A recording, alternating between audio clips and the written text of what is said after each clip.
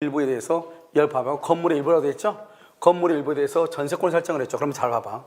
여러분, 이 건물의 일부에 대해서 전세권은 경매를 청구할 때요. 경매를 청구할 때는 어떻게 하냐면 일부만 청구를 할 수 있고요. 그 다음에 전부는 경매 청구를 못해요. 그런데 우리는요, 우선 변제죠. 우선 변제권을 행사를 할 때요. 우선 변제권 행사할 때는 건물 전부의 매각대금에서 우선 변제를 받을 수가 있는 거예요. 알겠죠? 자, 그럼 보면 이런 봐봐요. 여기 지금 건물이 되어 있죠? 건물에만 있는 것이 첫 번째 법정 갱신이고요. 두 번째가 최단 존속기간 1년 보장이에요. 최단. 그러니까 법정 갱신하고 최단 1년. 그래서 기간의 정함이 없는 것으로 본다. 알겠죠? 법정 갱신은 맞아요. 기간은 정함이 없는 것으로 봐. 그러면요, 어떻게 한다? 각 당사자는요, 언제든지 소멸을 통고할 수 있어요.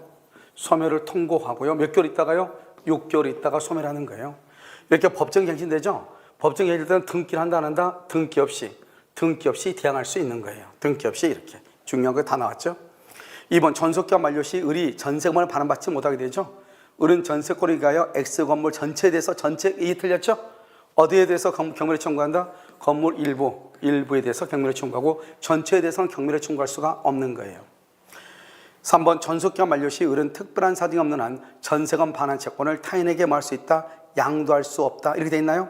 잘 봐봐. 이 말을 조심해야 돼요. 전속기간이 만료됐다고 돼 있죠. 잘 보면 전세권 전속 중. 그러면 전세권 전속 중에는 어떻게 하죠? 전속 중에는 전세권을요 뭐하고요? 전세금 반환 채권. 전세금과 분리 양도가 안 된다 이 말이죠. 안 되죠? 왜요? 전속 중에는 사용료를 내야 되기 때문에 그렇다 이 말이죠. 그런데요, 전속기한이 만료되면 어떻게 돼요? 만료되면 전세권은요, 뭐 없이요? 말소 등기 없이 전세권은 당연소멸하죠. 전세권은 당연소멸하니까 남는 것이 뭐밖에 없어요? 전세금밖에 없죠. 그래서 전세금 반환 채권을 타인에게 양도할 수 있는 거예요. 없다 틀렸어요. 있다. 알겠죠? 전속 중에는 분리양도할 수 없는데요. 전속기간이 만료가 되면 분리양도할 수 있다 이래야죠. 알겠죠? 그래서 2번, 3번 틀렸죠? 4번 보면 갑이 X건물의 소유권을 병에게 양도한 후 전속기간이 만료가 되죠? 자, 봐봐. 여기 보면 소유권이 병한테 양도됐단 말이에요. 여기 봐요. 갑이 있고 여기 을이 있죠. 을은 전세권이죠. 그러면 전세권은 뭐를 한다? 등기를 하죠. 그럼 전세권이란 말은 항상 등기가 안 됐으면 전세권이라고 하지 않아요. 전세권은 등기가 됐으니까 이것을 대항력이 있다고 얘기하는 거예요. 그런데 여기에서요, 건물의 소유자가 병으로 바뀌었다 이 말이죠. 병으로. 그럼 이것을 양수인이라고 하죠. 양수인. 그러면요, 이 사람은 전세권은 대항력이 있으니까 당연히 양수인에게 전세금 반환을 청구하는 거예요. 그럼 어떻게 하죠? 종전 소유자죠. 종전 소유자는 전세금 반환 의무를 면한다 이렇게 얘기해. 그럼 이제 만료되죠. 을은 누구한테요? 갑이나 병에게 틀렸어요. 갑한테 아니고 누구한테만 청구할 수 있다? 병에게만 전세금 반환을 청구하는 거예요. 자, 5번은요. 을은 특별한 사정이 없는 한 전세 목적물에 여기 봐요. 현상 유지를 위해서 지출한 비용이죠. 이것을 우리는 뭐란다? 필요비라고 얘기하는 거예요. 이 필요비는요, 임차인은요, 필요비를 청구할 수 있는데 전세권자는요, 필요비 반환 청구권이 있어요, 없어요? 없다 이 말이죠. 누구는 있다? 임차인은 있다. 누구는 없다? 전세권자는 없다. 그래서 갑에게 청구할 수가 없다 이렇게 얘기하는 거야. 맞는 말이죠? 그래서 정답은요, 2번, 3번, 4번 틀렸죠? 그 다음에 62번 X건물에 대한 갑의 유치권 성립의 영향. 이런 거 참 어려운 말이에요. 이때 나왔을 때요, 별것도 아닌데 어려운 거. 이런 봐요. 우리는 유치권이 안 되는 게 있죠. 어느 것이 유치권이 안 되죠? 채무자가 직접 점유, 유치권자가 간접 점유하면 안 되죠. 이것 빼고는 직접 간접을 안 따지고 다 된다고 그랬죠. 자, 보면 우리 유치권은요, 누구의 물건에 대해서 성립하죠? 타인 소유물에 대해서 인정이 되는 거죠. 그래서 갑의 유치권이니까 갑의 것이면 안 돼. 갑의 것 빼고 나머지 다 뭐죠? 유치권이 돼. 갑의 소유가 아닌 제3자 소유인지 여부, 이건 중요하죠. 갑의 소유면 된다 안 된다? 안 되죠. 제3자 소유는 되고 제3자 소유는 되고 갑의 소유는 된다 안 된다? 안 되고. 그러니까 문제가 되죠. 아시겠죠? 이렇게 찾으라 이 말이에요. 자, 이번은요, X에 관하여 생긴 채권의 변제기가 도래했다. 유치권이 되죠. 변제기 도래 전에는 유치권이 된다 안 된다? 안 되고. 변제기가 도래하면 되고. 이거 문제가 되죠. 그 다음에 X에 대한 갑의 점유가 채무자를 매개로 한 간접점. 채무자를 매개로 한 간접점이라는 말은 채무자가 직접 점유하고 유치권자가 간접 점유한다 이 말이잖아요. 유치권자가 이것이 아니라는 거지. 아니다. 그러면은 내가 말했죠. 이것 빼고는 무조건 다 뭐를 다 불문한다? 직접 간접을 불문하고 다 인정된다고 그랬죠.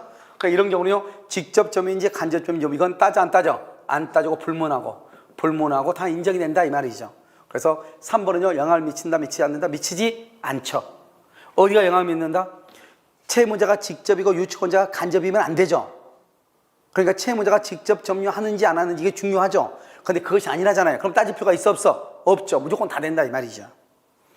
자, 그다음에 X에 대한 갑의 점유가 불법행위. 그럼 점유가 불법행위죠. 불법행위인 것하고 아닌 것하고 중요하죠. 불법행위면 유치권이 돼 안 돼? 안 되고 불법행위 아니면 유치권 인정되고 문제가 되죠. 5번은요, X에 관하여 생긴 채권에 대한 유치권은 배제. 유치권 배제 특약이죠. 이번에 아는 사람이요, 유치권 배제 특약서를 써놨다가요, 이번에 10억을 날릴 뻔했어요. 12억을 날리죠. 공사를 하기 위해서 공사대금을요 3억을 빌리면서요, 당연히 이제 건물주가 돈 줄 줄 알고 공사대금 3억 때문에요 유치권 행사하지 않는다 써주고 저당권을 잡아줬단 말이죠. 근데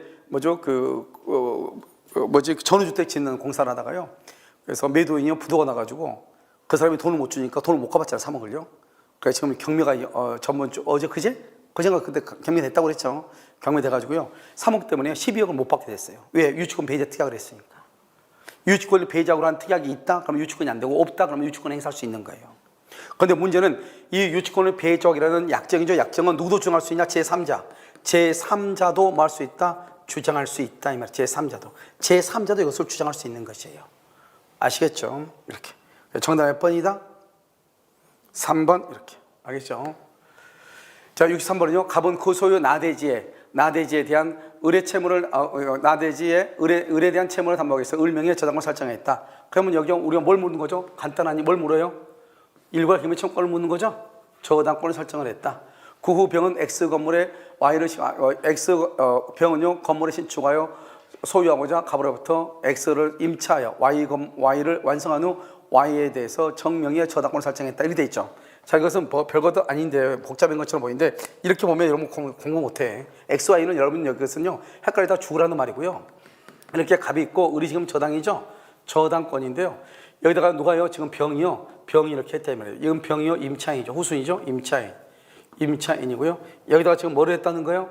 이렇게 넘어가서 다시 이 사람은요 여기 정이죠. 정한테 건물에다 저당을 잡았다 이런 말이잖아요. 지금 이게요. 그러면 순서가 어떻게 돼요? 순서가 1번이고 여기가 2번이고 여기도 2번이죠. 건물 짓고 그럼 여기가 3번이고 이렇게 되는 거잖아요. 순서가 지금. 그러면 여러분 어떻게 돼요? 만약에 저당권으로 토지가 경매되죠. 그럼 토지가 경매되면 토지만 경매되는 거, 토지가 경매되면 저당권이 하는 정보가 다 소멸하니까 임차권 없어지죠. 그럼 이 임차권에 의한 경매도 건물도 철거해야 되죠. 건물이 철거되면 저당권 이건 없어지죠. 그 다음에 우리는 토지하고 건물은 별개의 부동산이죠. 별개잖아요. 그러니까 토지가 경매된다 해서 이 정저당권까지 소멸하는 것은 아니라는 것이고, 정이 경매를 청구했다 해서 을하고 병이 소멸하는 것은 아니라는 거야. 별개의 부동산이니까 이걸 잘 알아야 돼. 그런데 지금 이거 토지하고 건물이 서로가 다르죠. 그러니까 이 사람이 일괄 경매가 돼야 안 돼요? 안 되죠. 그런데 나중에 갑이 이 건물을 샀다 이 말이죠. 그러면 동일하죠? 그럼 일괄 경매가 된다. 일괄 경매가 된다 하더라도 건물의 매각대금에서는 우선 변제를 받을 수가 없다. 아시겠죠? 자, 1번. 을은 갑에 대한 채권과 분리하여, 이러면 안 되죠. 우리가 저당권을 뭐죠? 종된 권리죠. 그 다음에 채권을 뭐죠? 주된 권리죠. 주된 권리하고 종된 권리는 분리 양도할 수가 없죠. 그래서 저당권은 채권과 분리하여 타인에게 양도할 수가 있다, 없다? 없다. 2번. 있다, 틀렸죠? 1번? 2번. 을이 X에 대한 저당권. 이거 봐봐. 을이 이 토지에 대해서 저당권 행사를 하죠? 그럼 토지하고 건물은 별개라고 그랬죠. Y 건물에 대해서 일괄 경매가 돼야 안 돼요? 안 되고. 두 번째요, 경매가 되면은 저당권하고 임차권만 소멸하고 건물에 대한 정의 저당권은 원칙적으로 소멸한다, 안 한다? 안 하는 것이고. 3번. 정의 건물에 대한 저당권 실행이죠. 정의 지금 건물이 경매했죠. 실행으로 무가 경락을 받아 대금을 안 납했죠. 그럼 반드시 좀 문제야. 봐봐. 여기요. 지금 병이 임차권으로 건물을 지었죠. 그럼요, 이 건물이 저당권에서 건물이 돼서 무가 건물을 경락받죠. 그러면 이 임차권도 무한테 넘어가는 거예요. 뭐 없이 경매니까 뭐 없이 등기 없이. 경매는 등기 없이. 그래서 특별한 사항이 없는 한 병의 X에 대한 임차권은 등기해야 틀렸어요. 임차권도 등기 없이 이전하는 거예요. 왜냐하면 건물의 소유권이 주된 권리고 임차권이 종된 권리죠. 건물이 경매가 되면 건물의 소유를 목적으로 하는 임차권에도 저당권의 효력이 미치니까 임차권도 모한테 이전하는 거예요. 중요한 것은 이때 등기한다 안 한다? 안 한다 이런 말이에요. 아시겠죠? 그 다음에 4번요. 정의 건물에 대한 저당권을 실행을 하면 정의 의뢰 저당권, 아까 말했어요. 의뢰 저당권을 소멸한다 안 한다? 안 한다고 그랬죠. 의뢰 저당권은 뭐다? 토지에 관한 것이고 여기 정의 저당권은 뭐다? 건물에 관한 것이잖아요. 토지와 건물은 별개니까 소멸하지 아니한다 이 말이죠. 그 다음에 갑이 X를 매도하죠. 을은 저당권자로서 당연히 매매 대금에 대해서 물상대위권 이런 봐봐요. 우리가 물상대위는 어느 경우가 물상대위다? 물상대위는 멸실, 오케이, 멸회, 오케이, 공용징수, 멸회공이죠. 공용징수죠. 이 세 가지만 되는 거잖아요. 멸회공. 여기 매매대금하고 차임, 월 차임은 물상대가 된다 안 된다? 안 된다 이 말이에요. 그래서 매매대금하고 차임은 물상대가 인정되지 않는 것이에요. 그래서 정답 몇 번이에요? 1345가 틀렸어요. 알겠죠? 64번은요. 법률상 특별한 규정이나 당사자의 다른 약정이 없는 경우 저당권의 효력이 미치는 거 봐봐. 아무런 약정이 없다잖아요. 아무런 약정이 없는 경우 저당권 효력은 저당권 설정 전후를 불문해. 전후를 불문하고 그 다음에 경매 목록에 있냐 없냐 이것도 불문하고 무조건 어디에 미친다? 부합물하고 어디에 미친다? 종물에 미친다. 아무 말이 없으니까 설정 전이냐 후냐 따지지 않고 경매 목록에 있냐 없냐 따지지 않고 부합물과 종물에는 무조건 미친다 이 말이죠. 그 말은 미친다는 말은 무조건 경락을 받을 수 있다 이런 말이죠. 1번 저당권 설정 이전에 저당 부동산의 종물로서 저당권 설정 이전 필요 없다니까. 설정 이전이든 이후든 따져 안 따져? 안 딴다겠죠. 무조건 뭐라고? 부합물이나 종물이다. 알겠죠? 이것은 무조건 저당권 효력이 미친다 이 말이죠. 그 다음에 이거 저당 부동산 압류 이전 이러면 압류 이전 안 돼요. 압류 이후 채권이지 압류 이전 채권 안 돼요. 압류 이후 채권, 압류 이후 이 채권을 뭐라 한다? 법정 과실이죠. 법정 과실도 미친다. 이전은 안 돼. 압류 전에는 안 돼. 압류 이후 차임 채권은 돼. 4번, 이거 틀렸죠? 자, 그러면 니은요 지상권자가 축조하여 소유하고 있는 건물에 대한 토지 저당권의 효력이죠. 여러분요 지금 누가 지금 건물을 축조하고 있다고 그랬죠? 지상권자가 축조하여 소유하고 있는 건물이죠. 건물인데 토지 저당권이죠. 토지하고 건물은 뭐다? 별개의 독립한 부동산이죠. 그러니까 여기는 별개의 독립물이 독립성이죠. 독립성이 있다는 말은 부합이다 아니다? 아니죠. 그러니까 저당권에게 미치나 미치지 않는다? 미치지 않는다 이 말이죠. 미치지 않는다. 그래서 여기서 모두 미치는 것을 고려하겠죠. 기억느는 미치죠. 그 다음에 미음이죠. 기존 건물에 부합된 증축 부분은 기존 건물에 대한 저당권에 의한 경매 절차에서 경매 목적을 평가. 아까 말했죠. 지금 여기 뭐라죠? 중축 부분이죠. 부합된 중축이니까 부합물이죠. 아까 내가 경매 목적을 평가 따져 안 따져? 안 따지고 무조건 뭐 한다? 부합물 종문에는 뭐 한다? 미친다. 알았죠? 미친다 이렇게. 모두의 정답 몇 번이다? 니은. 비읍이 있어요? 미음이요? 알겠죠? 기억니읍. 어떻게요? 비읍도 보고 그러네요. 알겠죠? 자, 65번요. 자, 계약금이죠? 자, 계약금에 보면은요. 계약금을 보면, 계약금 무조건 시험에 나온다 보시면 돼요. 거의 안 나온 지 한 번도 없어요. 알겠죠? 계약금은 이행기 전까지 언제나 해약금의 성질은 언제나가 틀렸어요. 다른 약정이 없으면요. 아무런 말이 없을 때, 아무런 약정이 없으면 해약금의 성질이에요. 그러니까 이행기 전인 것은 뭐죠? 중도금이죠. 그러니까 여러분들이 만약에 계약을 깨기 싫으면 계약금을 주면서 계약금의 해약금으로 계약을 해지할 수 없다. 이 크기가 하나 달아달라고 하면 돼. 그러면 우리는 아무리 중도금 날짜가 되기 전이라도 해약금으로 계약을 해지를 못하는 거예요. 아시겠죠? 자, 매수인이 이행기 전에 중도금을 지겠죠. 이행기 전. 이행기는 언제냐면 3월 1일인데요. 그 전이니까요. 2월 25일 날이요. 중도금을 지급했죠. 그러면 이때부터 이행기가 되는 거예요. 이제는요. 계약금을 포기하고 계약을 해지할 수 있다 없다? 없다. 안 되는 것이에요. 그래서 계약금의 100을 상환해야 계약을 해지할 수가 없는 거예요. 맞죠? 그 다음에 매도인이 계약금의 배액을 상환하여 계약을 해지하죠. 이행에 제공을 했음에도 매수인이 이를 수령하지 않죠. 공탁을 할 필요가 없어요. 왜요? 우리가 해약금에 의한 계약이 해지죠. 계약금에 의한 계약이지만 봐봐. 이 해지라고 하는 것은 뭐다? 일방적 의사표시예요. 그러면 일방적 의사표시란 말의 뜻이 뭐예요? 여기서 일방적이란 말은 뭐다? 상대방의 동의를 요한다, 요하지 않는다? 요하지 않는 것이죠. 그러니까 내가 계약금의 배액을 상환해서 계약을 해지한다고 하죠. 상대방이 그걸 수령하지 않아도, 동의를 하지 않아도 무조건 해지가 되는 것이에요. 그 사람이 수령하지 않는다고 해서 그것을 공탁할 필요는 있어요, 없어요? 없다. 이거 틀렸죠? 리얼 계약금 계약이죠. 이 계약금은 무슨 계약이다? 종된 계약이고, 종된 계약이고, 요물 계약이에요. 우리가 종된 계약이 세 가지가 있는데 뭐가 있죠? 계약금 계약, 보증금 계약, 환매 특약. 계약금, 보증금, 환매.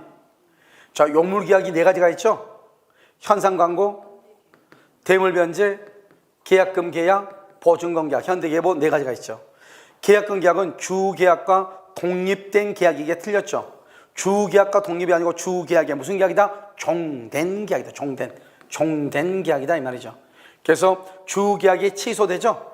취소되면 어떻게 한다? 계약금 계약, 계약은 효력을 만다? 잃는다. 계약금의 효력을 잃는다 이래야지. 그런데 이 계약금 계약이 무효라고 해서 뭐죠? 본 계약이 해제가 된다, 주된 계약이 해제가 된다 안 된다? 안 된다 이 말이죠. 그러니까 여러분요, 종된 계약이란 말의 뜻이 뭐야? 여기 한번 봐봐. 자, 여기 우리가 이제 매매 계약 있죠? 매매 계약이 있고요. 매매 계약이 있고 계약금 계약이 있죠?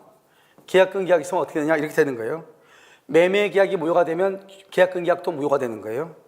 그런데 매매 계약금 계약이 무효라 해서 매매 계약은 무효가 된다 안 된다? 안 된다는 거예요. 알겠죠? 매매 계약에 관한 것은 주된 계약이죠. 영향을 받아. 그런데 이건 종된 계약이죠. 계약금 계약은 매매 계약에 영향을 미친다, 미치지 않는다? 미치지 않는다 이 말이죠. 아시겠죠? 그래서 이것은 효력을 잃지 않는다, 틀렸죠. 잃는다 이렇게. 그 다음에 미음은요, 해약금에 의한 계약 해제의 경우 원상회복금 이런 봐봐. 우리가 해약금에 의한 계약 해제죠. 이것은 언제냐? 이행기 전이죠. 이행기 전이죠. 우리가요, 원상회복은 손해배상이죠. 이때 언제다? 이행기 후 이행을 하지 않죠? 이행을 하지 않으면 이것을 뭐라 한다? 이행지체라고 하죠. 그럼 이행지체를 다른 말로 뭐라 한다? 채무불행이죠. 채무불행이죠. 그럼 채무불행이 있으면 계약을 할 수 있죠. 해제할 수 있죠. 그 다음에 원상회복을 청구할 수 있죠. 손해배상을 청구할 수 있죠. 그러니까 원상회복이나 손해배상이라는 것은 언제 나오는 것이다? 언제? 이행기 이후에 나오는 것이고, 해약금은 해제는 언제 나오는 것이다? 이행기 전에 나오는 것이죠. 그래서 해약금에 의한 해제의 경우는 손해배상이라든가 원상회복이라고 하는 말이 나올 수가 있어요, 없어요? 없다 이 말이죠. 알겠죠? 그래서 원상회복이나 이런 것이 나오려면 이행기 이후 채무불행이 있을 때 나오는 것이에요. 무슨 말인지 알겠죠? 그러니까 항상 우리가 채무불행이라는 것은 이행기 이후에 채무불행이라는 말이 있다. 이것만 알면 돼. 이행기 이후, 중도금 이후다. 그런데 계약금에 의한 해제는 이행기 전이다. 그러니까 채무불행이 있을 수 없다. 그러니까 원상회복이라든가 손해배상이 있을 수 없다. 이렇게 딱 알고 있으면 된다 이 말이에요. 아시겠죠? 시험에 잘 나오는 지문이죠. 정답 몇 번이에요? 니은, 미음이에요. 자, 66번은요, 요약자하고 낙약자죠. 수익자 이렇게 갑을벽 이렇게 돼 있죠. 1번 갑은 여러분 봐봐. 여기서 이제 무슨 관계냐? 대가관계죠. 대가관계는 누구하고죠? 요약자하고 누구다? 수익자죠. 이런 대가관계 부존재는 갑하고 을하고 병하고 영향을 미친다, 미치지 않는다? 미치지 아니한다. 그래서 대가관계 부존재를 이유로 자신이 기본관계, 이때 자신이 누구냐면 요약자죠. 갑이니까 요약자. 요약자는 기본관계가 뭐죠? 보상관계죠. 보상관계는 누구하고 관계다? 요약자와 낙약자죠. 이건 낙약자니까요. 그래서 낙약자에게 부담하는 채무의 이행을 거부할 수가 있어요, 없어요? 없다 이 말이죠. 그래서 대가관계는 기본관계에 영향을 미치지 않는다 이렇게 얘기해. 2번 갑과 을의 계약이 해제가 되죠. 갑하고 을하고 간 계약이 무슨 말이죠? 이걸 기본관계죠. 기본관계는 뭐다? 보상관계죠. 기본관계가 해제가 되죠. 그러면 어떻게 한다? 을은 병에게 굿부한 것이 있다 하더라도 병 상대로 부당이득 반환을 말할 수 없다. 청구할 수 없지. 이게 아주 중요하죠. 왜요? 병은 계약의 당사자도 아니다. 계약 당사자가 아니죠. 계약 당사자가 아니니까 뭐를 할 수 없다? 취소할 수 없고 뭐 할 수 없다? 해제할 수 없고, 그 다음에 이 병한테 부당이득 반환이나 그럼 또 뭐다? 원상회복을 청구할 수가 있다 없다? 원상회복을 청구할 수 없다 이 말이에요. 계약의 당사자가 아니니까. 좀 이해되셨나요? 알겠죠? 이렇게 봐야 되겠죠? 자, 3번요. 병이 수익의 의사를 표시했죠? 병이. 그럼 수익의 의사를 표시했다 이 말은 제3자에게 뭘 했다? 권리가 발생했다 이 말이죠. 권리가 발생했다 이 말이에요. 그래서 갑이 을의 채무 불행을 이유로 계약을 해제하면 이렇게 돼 있나요? 지금요, 갑이 을의 채무 불행을 이유로, 왜냐하면 봐봐요. 계약의 당사자는 갑하고 을이기 때문에 채무 불행을 이유로 계약을 해제하는 것은 누구하고 누구만 할 수 있다? 갑하고 을만 할 수 있는 거예요. 병은 계약의 당사자가 아니죠? 해제할 수 없다 이 말이죠. 하지만 지금 수익의 의사를 표시해서 권리가 발생했죠. 그러니까 채무 불행을 이유로 뭐는 청구할 수 있다? 손해배상은 청구할 수 있다 이 말이 중요하죠. 뭐는 할 수 없는데 해제할 수는 없는데 뭐는 할 수 있다? 손해배상은 청구할 수 있다 이런 말이죠. 그래서 하면요, 갑과 을 간의 계약이 착오를 이유로 취소되죠. 봐봐, 또 갑하고 을하고 또 나왔네. 갑하고 을하고는 무슨 관계다? 기본관계. 무슨 관계다? 보상관계. 그래서 갑의 착오를 이유로 취소가 되죠. 그러면 수익의 의사를 표시한 병이 선이더라도, 병이 선이어도, 이러면요, 이 수익의 의사를 표시한 병은 수익자죠. 그럼 수익자는 제3자도 아니다. 제3자가 아니죠. 제3자가 아니니까 아무리 선이어도 보호가 된다 안 된다? 보호되지 않는다. 그래서 을에게 이행을 청구할 수가 없는 거예요. 소급해서 무효가 되니까. 알겠죠? 자, 수익의 의사 표시한 병은 갑을 대위하여 을에게 이행을 청구한다 그렇잖아요. 수익의 의사를 표시한 병은 그러면 권리가 발생한다고 그랬죠? 권리가 발생하니까 어떻게 돼요? 대위해 그러면 안 돼요. 직접 병이 권리가 발생했으니까 직접 을에게 이행을 청구할 수 있는 거예요. 직접. 알겠죠? 왜냐하면 수익의 의사 표시하는 것은 뭐다? 제3자의 권리 발생 요건이다 이란 말이에요. 아시겠죠? 자, 정답 몇 번이에요? 1번하고 5번. 알겠죠? 67번 계약의 지시 모든 제3자. 이런 봐봐요. 제3자라는 것은 뭐냐면 항상 봐봐.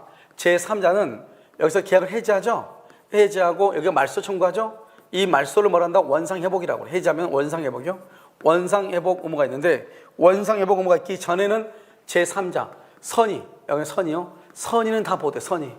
선의는요. 그 다음에 해제 전이죠. 해제 전은 여기가 악인은 보호가 돼요. 알겠죠? 해제 후는 악인 안 돼요. 그러니까 해제하기 전후를 떠나가지고 선의는 돼. 그러니까 여기는 지금 뭐라고 하죠?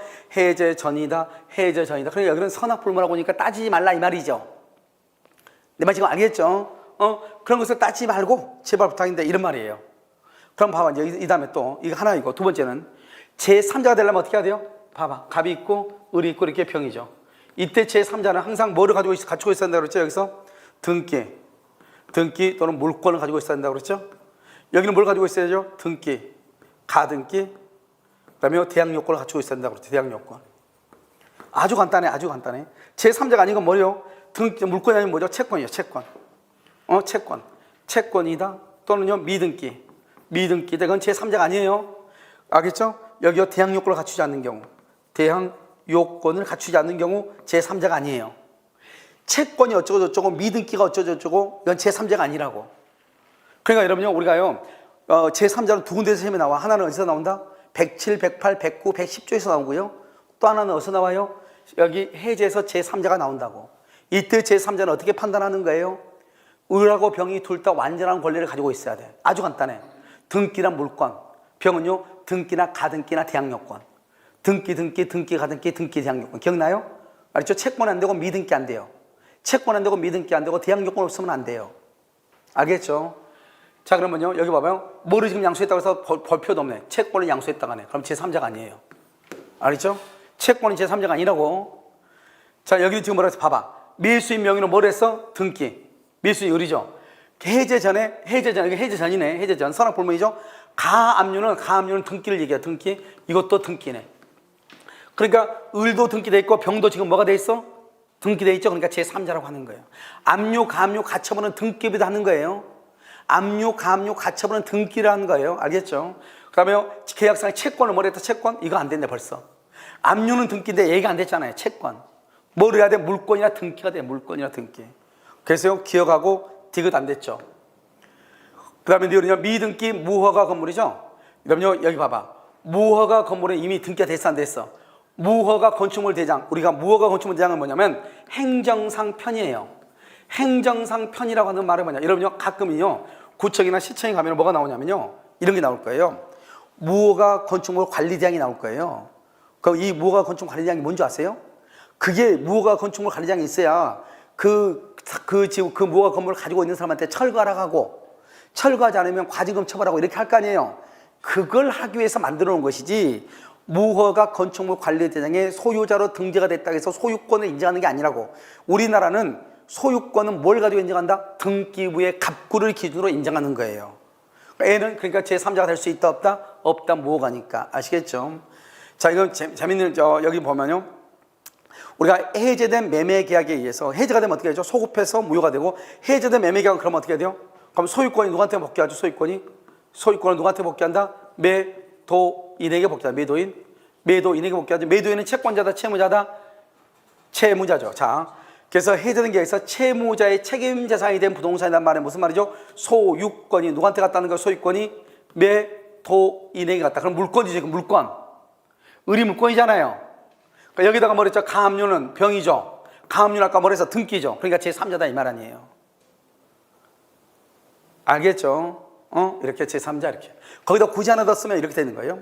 있나? 하나 없을 거라면? 없죠? 여기 봐봐요. 굳이 하나 더 쓰면 우리 시험에 두 번이나 나온 건데 뭐냐면 이런 거예요. 봐. 순서를 봐야 돼, 순서를. 갑하고 을하고요. 갑하고 을하고 토지에 대해서 여기서 1번요. 매매계약을 했어. 매매계약. 1번 매매계약을 했어. 응?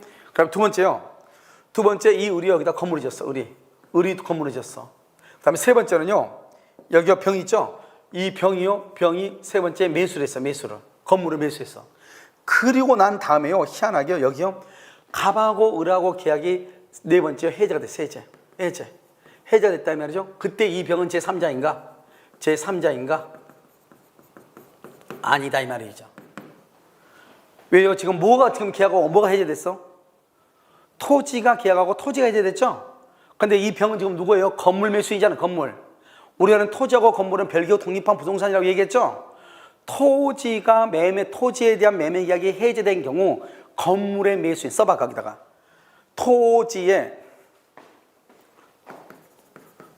토지의 매매 계약이 해제된 경우 건물의 매수인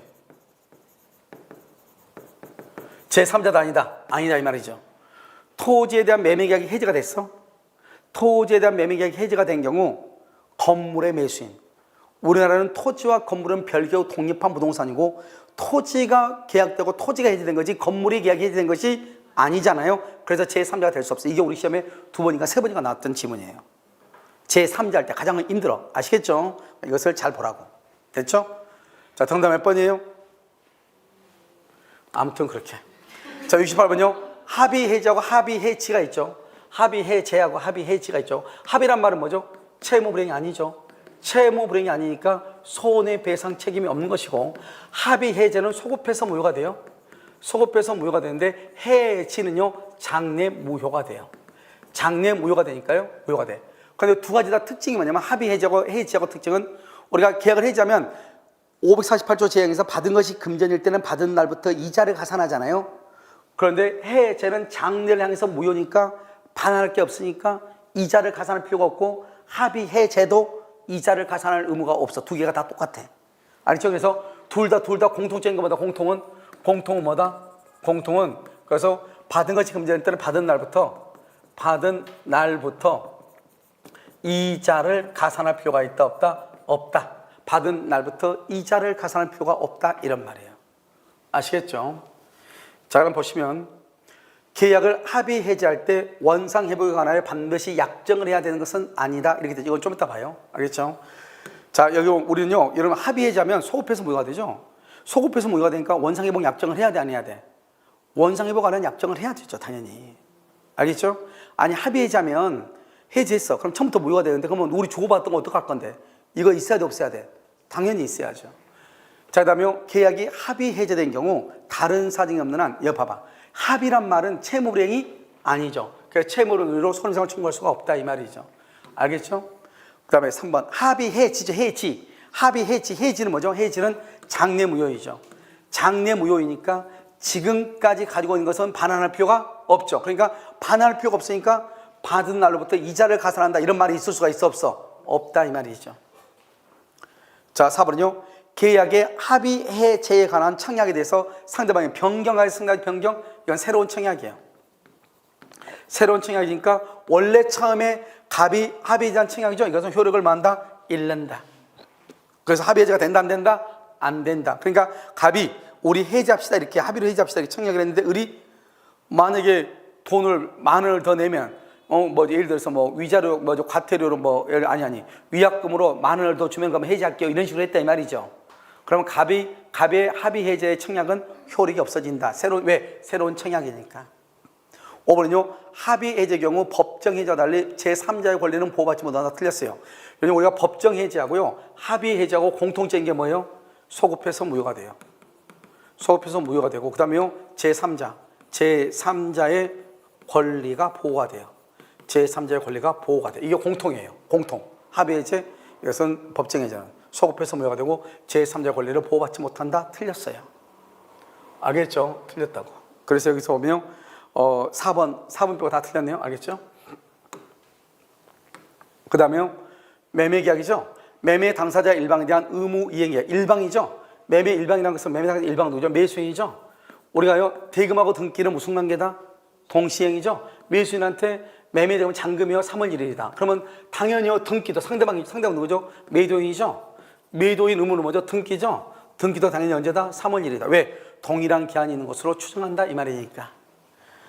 매매 계약에 관한 비용이죠. 계약에 관한 비용은 쌍방이 균분해요. 그런데 채무 이행 비용은요. 채무 이행 비용은 누가 부담해요? 채무 이행 비용은 누가 부담해요? 그건 채무자가 부담을 해요. 채무자 부담이다. 3번 자전거 매매에 있어서 자전거의 인도와 동시에 대금을 지급하죠. 인도와 동시에 그러면 인도 장소 있었던 장소 아니에요. 인도 장소에서 대금을 지급해야 돼요. 인도 장소 이렇게. 우리는 타인의 권리도 매매 대상 될 수 있죠. 그런데 만약에 반드시 매도인의 소유일 것을 조건으로 했는데 매도인 것이 아니다. 그러면 사기는 될 수 있지만 타인의 권리도 매매 대상이 될 수는 있다. 이런 말이죠. 3번 틀렸죠? 5번 매매 목적인 전세권, 재산권과 대금에 관한 합의가 있었더라도 계약비용, 채무 이행기, 장소 등에 관한 합의가 없다면 매매계약은 성립할 수 없다. 틀렸어요. 우리가 매매계약이 성립하려면 어떻게 하냐? 봐봐. 계약 체결 당시하고요. 그 다음에 이행기까지죠. 이행기까지는요. 대금하고 그 다음에 뭐죠? 목적물. 이 목적물이라는 것은 뭐죠? 등기죠. 등기가 확정되면 되는 것이고요. 체결 당시에는 당사자가 누구인지 이것이 확정되면 돼요. 우리가 계약을 체결할 때 갑이 누구하고 계약한지도 모르고 계약하면 말이 된다 안 된다? 안 되잖아요. 그러니까 내가 지금 누구하고 계약을 하는지 그게 확정되면 돼. 계약 체결 당시에는 당사자가 누구인지가 확정돼야 되고 그 다음에 우리가 이행기까지 여러분 여기서 뭘 받았다고 생각하면 돼요? 여러분 아파트 분양을 받았다고 생각을 해봐.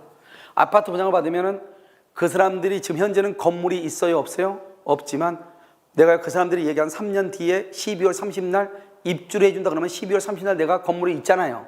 그때까지만 목적물이 있으면 된다 이 말 아니에요 지금.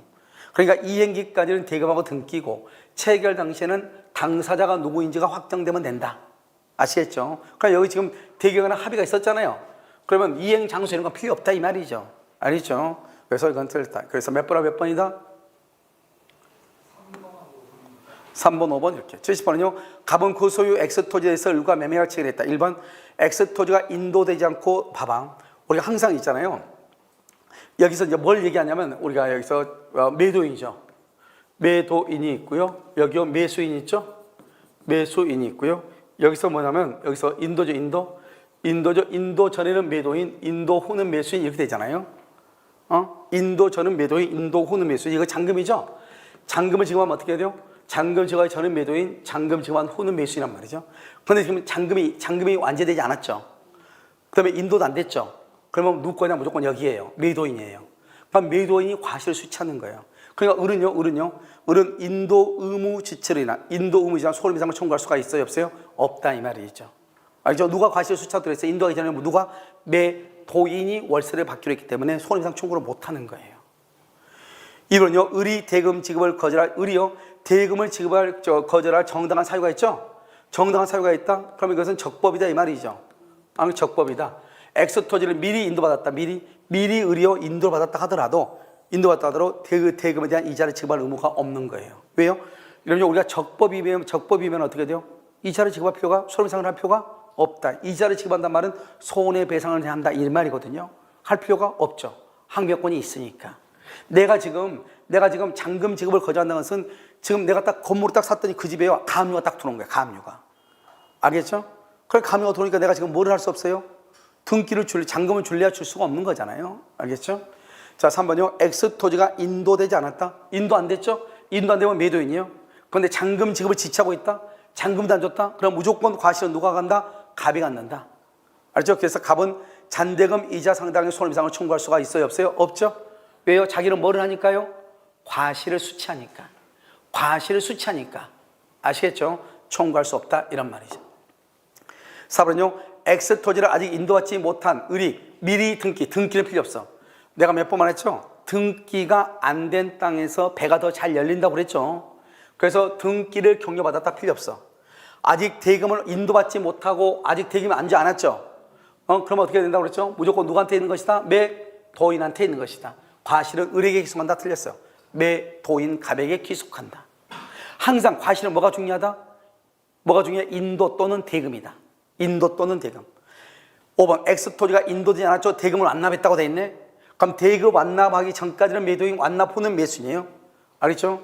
그러니까 특별한 사정이 없는 한 X 토지에서 발생한 과실은 누구한테 기속한다? 을에게 기속한다. 맞는 말이죠. 아시겠죠? 이렇게 약간 어려운 지문들이죠. 자, 정답 몇 번이에요?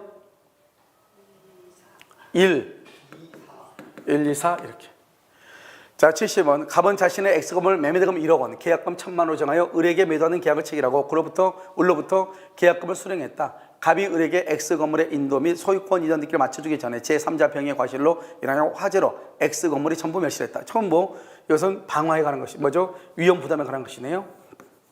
갑하고 2월 1일 계약을 체결했죠? 여기서 지금 봐봐. 재밌는 것은 갑이 을한테 X건물의 인도 및 소유권 이전 등기를 맞춰주기 전에 그랬죠. 그럼 제3자 병의 과실이죠? 제3자 병은 여기 어딨어? 건물이 멸실됐다 이 말이죠? 그런데 갑하고 을하고 잘못이 있다 없다? 없죠. 잘 봐봐. 그러면 건물이 멸실됐는데 갑은 매매계약을 했으니까 갑은 을한테 돈을 받아야 되는데 지금 제3자 병의 과실이니까 을은 잘못이 있어요 없어요? 잘못이 없죠. 그러니까 갑은 을한테 돈 받을 수 있어요 없어요? 없죠. 도리어 을이 갑한테 준 계약금이나 중도금에 반환을 해야 돼요. 반환 청구를 해야 되겠죠. 1번 위험 부담이 누구한테 이전한다? 갑에게 이전한다. 갑이 대가 위험을 부담한다 이 말이죠. 갑한테 간다. 갑한테. 을은 갑에게 건물에 관한 등기를 청구할 수가 없죠. 왜요? 건물이 없어졌는데 우리가 건물이 없어지면 어떻게 돼요? 등기부를 뭐한다? 폐쇄하죠. 폐쇄. 말소는 멸실 등기하고 폐쇄하죠. 등기를 청구할 수 없다. 맞죠? 을은 갑에게 채무불이행 여러분 봐봐요. 채무불이행이 되려면 무슨 말이 있어야 채무불이행이에요? 채무불이행 뭐다? 후발적으로 누가?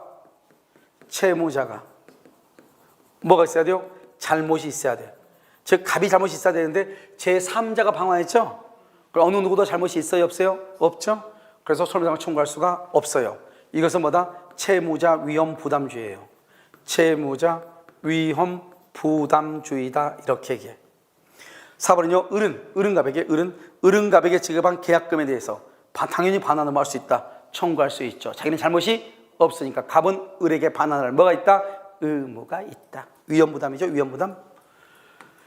그 다음에 5번은요. 을은 갑에게 대상 총권의 행사로서 병에 대한 손해배상 청권의 양도를 할 수 있다. 청구할 수 있다. 이렇게 돼 있나요? 잘 봐봐요. 지금 우리가 채무자 쌍방이 잘못 없을 때는 대상 총권을 행사할 수 있거든요. 이런 문제가 왜 나오냐면 이 건물이 있고 을하고 있는데 이 건물을 2억 원에 계약을 했는데요. 지금 제3자 병이 지금 뭐랬죠? 방화를 했잖아요. 그런데 갑이요 병한테 받을 수 있는 돈이 2억 3천이다 이 말이죠. 그러면 이 돈이 더 크잖아요. 그럼 어떻게 하면 을은요 갑한테 2억 주고 알겠죠? 이 2억 3천만 원 나한테 달라고 할 수 있다 이 말이죠. 이것을 말한다. 대상 청구권이다 이렇게 대상 청구권을 행사하려면 자신의 반대 고부를 뭐를 해야 된다? 이행을 해야 된다. 이걸 주면서 달라게 해야 된다. 그래서 을은 갑에게 대상청권 행사로서 병에 대한 손상청권의 양도를 뭐 할 수 있다? 행사할 수 있다. 그러려면 어떻게 해요? 자신의 뭐를 한다? 반대급부를 뭐 한다? 이행을 해야 돼. 자신의 반대급부를 이행한다. 이렇게. 정답 몇 번이죠? 옳지 않는 거 몇 개예요? 오케이. 자, 70원요. 부동산 매매에서 환매죠. 자, 환매라는 것은 우리 아까 했었는데 환매는 어떤 것이다? 종된 계약이죠. 자, 매매 등기 항상 환매는요 동시에 해야 돼. 동시에 아주 중요해. 환매 특약이 등기가 돼 있죠. 이런 등기가 돼 있으면 어떻게 돼요? 제3자에게 뭐 할 수 있다? 대항할 수 있죠. 그래서 매매 등기와 동시에 환매 특약 등기가 격려된 이후 그 부동산 매수인은 그로부터 다시 매수한 제3자에 대해서 환매 특약의 등기 사실에 들어 등기 절차를 거절할 수 있다. 이 말이 무슨 말이냐면 이런 거예요. 자, 1번 이렇게 있죠. 1번인데 갑이 이거 을한테 팔아. 팔고 나서 뭘 한다? 을이요, 여기 갑이요. 그래서 갑이 여기서 환매 특약이 등기, 환매 특약. 5년 안에 내가 3억을 주고 다시 사오겠다 이렇게. 그랬는데 어떻게 됐다? 그랬는데 이 건물이 3번 병한테 갑이 이걸 판 거예요. 갑이 병한테 파놓고 뭐라고 얘기하냐? 여기 지금 갑이 아니고 누구죠? 여기요. 여기 을이요. 이것을 병한테 팔아. 이렇게. 팔아놓고 나서 병이 등기달라는 거 뭐라고 하냐? 을이 갑 앞으로 환매 등기가 있으니까 못 판다 그랬다 이 말이죠.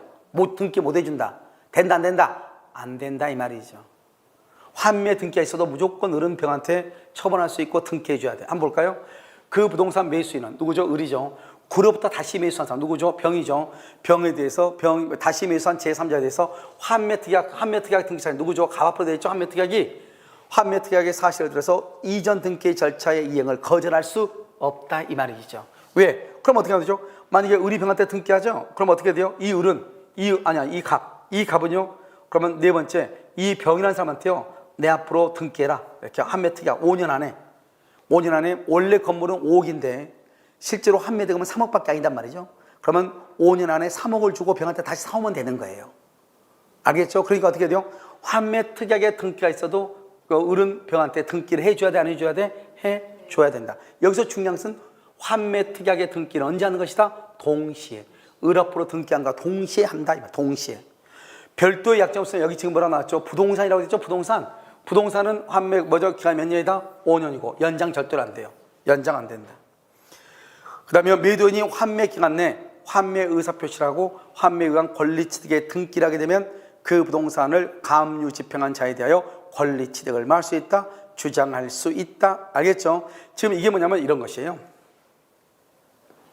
지금 우리가 환매는 가등기하고 똑같다고 하면 돼. 이러면 가등기에서 본등기 하잖아요. 그럼 그 중간에 있는 등기들은 다 어떻게 돼요? 다 말소되죠? 똑같다고 생각하면 돼. 여기서 여기 지금 보시면 1번 지금 누구죠? 갑이죠? 갑이고 지금 2번 지금 을이죠? 을이고 지금 여기 지금 뭐라고 나왔죠? 여기요. 그래서 갑 앞으로 환매 특약이 되어 있죠? 환매 특약이 되어 있는데 여기 했어요. 예를 들어서 여기가 누군가가 3번이요. 3번 이 을 앞으로 되어 있는데 뭐 가압류 등기가 있다거나 여기 4번에요. 가등기가 있다 이런 게 있단 말이죠. 그럼 이 사람이 이제 나중에 이제 이 갑이라는 사람이 여기서 이제 환매 특약에 등기 환매권 행사해서 소유권 취득했잖아요. 그럼 여기 있는 것들은 환매 이후에 있었던 이런 것들은 다 없어지는 거예요. 무슨 알겠죠? 뭐가 똑같다고 된다? 환매는 뭐가 똑같다? 환매권 행사나 본등기 청구나 똑같다고 보시면 돼. 중간 처분의 것들은 다 뭐가 된다? 소멸된다 이런 말이에요. 아시겠죠? 그래서 여기 보시면 매도인이 환매 기간 내 환매 의사표시라고 그 환매에 의한 권리취득의 등기라면 그 부동산을 가압류 집행한 자에 대해서 중간에 있는 사람이죠. 그래서 권리취득을 할 수 있다, 주장한다. 그 말은 너 아웃 이렇게 할 수 있다 이 말이죠. 아시겠죠? 자, 4번은요. 환매 등기가 있은 후 그 부동산의 제3자의 저당권 등기가 맞춰진 경우라도 매도인이 여기 봐봐. 똑같은 거죠. 3번, 4번 똑같아. 여기 환매 등기가 있은 후 1번이고 여기에 저당권이 2번이죠. 그런데 환매권 행사했죠. 그러면 저당권은 뭐가 된다? 소멸한다. 이해됐죠 지금? 이 말이 좀 더 쉽게 나왔죠? 5번 환매 대금은 영수한 대금하고 매매 비용. 매매 대금하고 매매 비용을 합한 것을 환매 대금이라고 그래. 특약으로 다르게 정할 수가 있어요. 특약으로. 그래서 그럼 두 가지예요. 환매에서는 다른 약정. 환매에서는 두 가지예요. 다른 약정이 없으면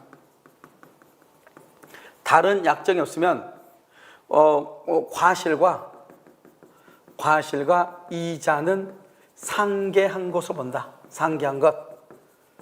자, 두 번째, 다른 약정이 없으면 환매대금은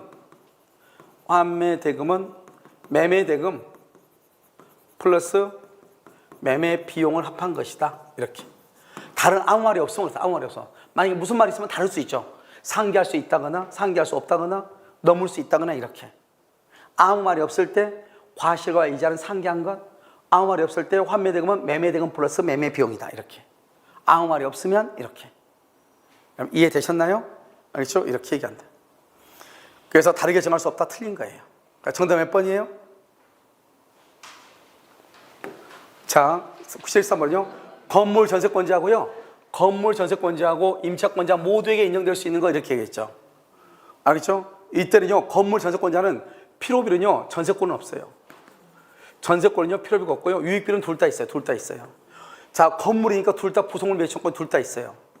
전세금의 차임의 증감채권 둘 다 있어요. 최당 기간 보장과 최장 전속 기간의 제한 그랬잖아요. 우리가 건물에는 전세권은요. 건물 전세권은 최단 1년이고요. 최장 10년이에요. 그런데요, 여기 뭐냐면 임차인이죠. 건물의 임차인은요, 최단은요, 규정이 없어요. 최장은 영구무한이에요. 영구무한. 그러니까 제한이 없어요. 그렇죠? 제한이 없다. 그래서 이것은 틀린 것이에요. 알겠죠? 자, 경매청구요. 경매청구는요, 전세권자는 있어요. 전세권자는 있는데요. 누구는 없어요? 임차인은 없어요. 임차인은 없고요. 그 다음에 용도에 따른 사용소, 이건 둘 다 똑같아요.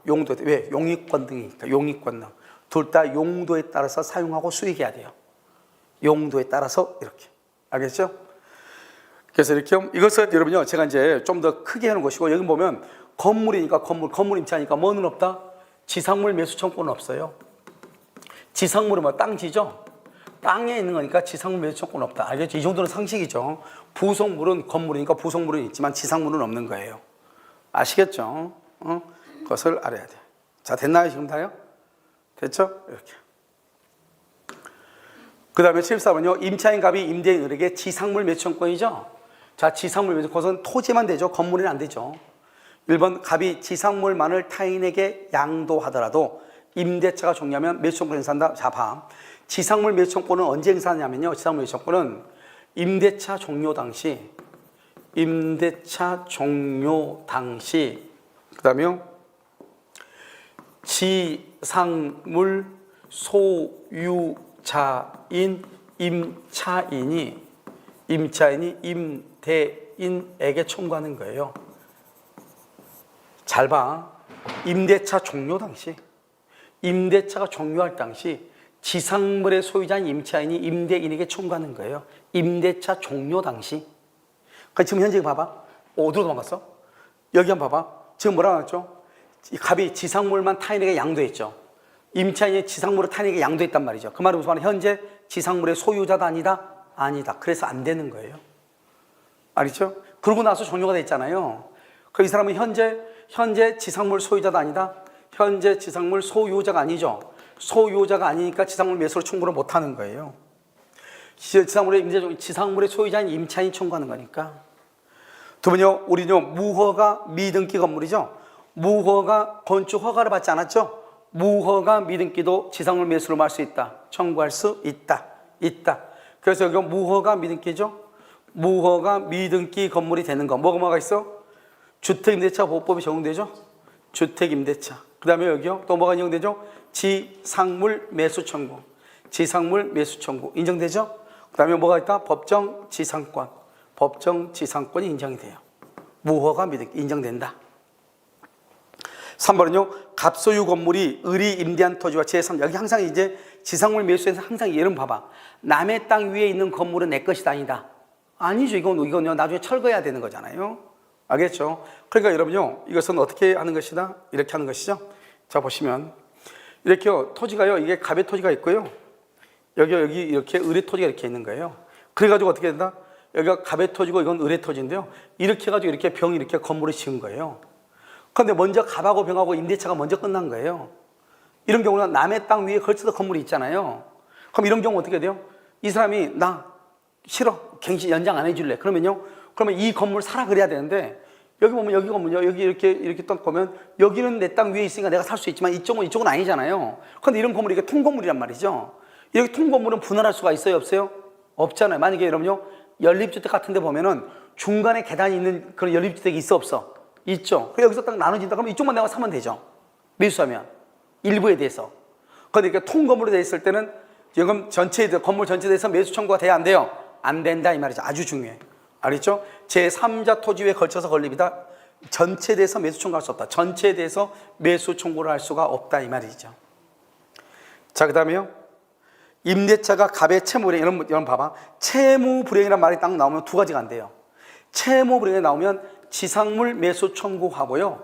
그 다음에 부속물 매수 청구하고요. 두 가지가 안 돼요.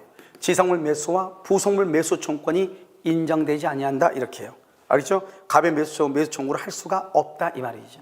맞는 말이죠? 이렇게. 그 다음 5번은요. 우리는 여름 밤. 자, 지상물에서 할 때가 어떻게 하냐면 먼저요. 임대차가 종료해야 돼요. 임대차가 종료하고요. 그 다음에 지상물이 뭐를 해야 돼요? 현존하고요. 그 다음에 2기 이상 채무 불이행이 없어야 돼요. 채무 불이행이 없죠. 이런 경우에요. 여기서 누가요? 여기서 임차인은 먼저 뭐를 해야 돼요? 임차인은 먼저 갱신을 청구해. 연장해달라고. 갱신을 청구했는데요. 만약에 임대인이 노하죠. 임대인이 싫은데 이렇게 하죠. 이때 뭘 한다? 지상물 매수를 청구하는 거예요. 지상물 매수. 그런데 재밌는 말은요. 여기요. 임대인이 뭘 한다? 해지 통과하죠. 그러니까 임대인이 해지 통과한단 말이 무슨 말이죠? 갱신해준다, 안 해준다? 안 해준다 이 말이죠. 그럼 어떻게 해요? 즉시로 지상물 매수를 청구하는 거예요. 그러니까 우리가 지상물 매수를 청구하는 방법은 두 가지예요. 한 번은 뭐다? 원칙은 뭐다? 갱신을 청구하고 안 해주면 지상물 매수.